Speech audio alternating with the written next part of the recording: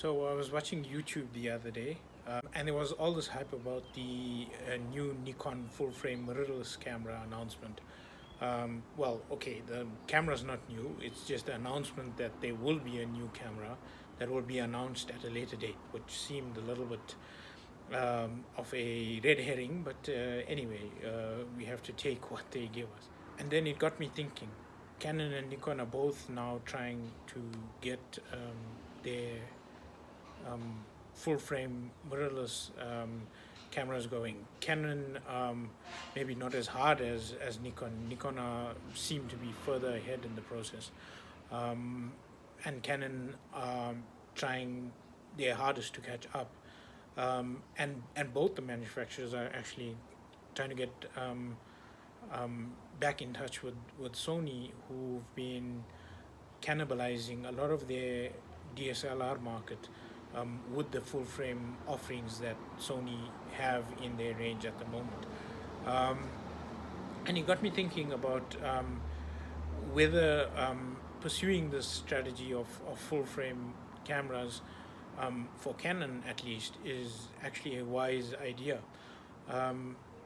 Canon are about 5 years behind Sony when it comes to the mirrorless cameras, and they've almost adopted a strategy where they do not cannibalize their own DSLRs when they release new DSLRs. So if you look at the release of the Canon 5D Mark IV and then shortly followed by the Canon 6D, you will see the 60 Mark II, that is, had almost toned down specs so that it did not take away market from the 5D.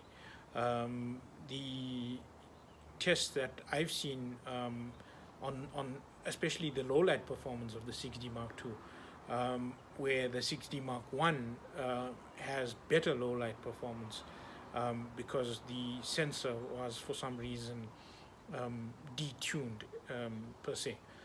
So that left me wondering what I feel Canon should do going forward.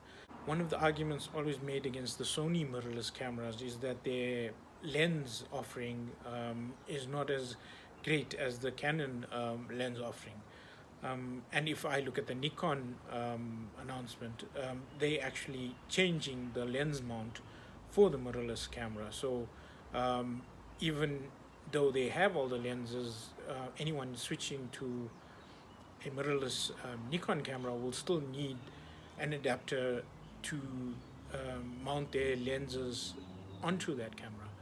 Similarly, Sony users use Canon lenses with adapters, Metabones adapters especially, for their work. So it got me thinking, why doesn't Canon actually pursue making lenses?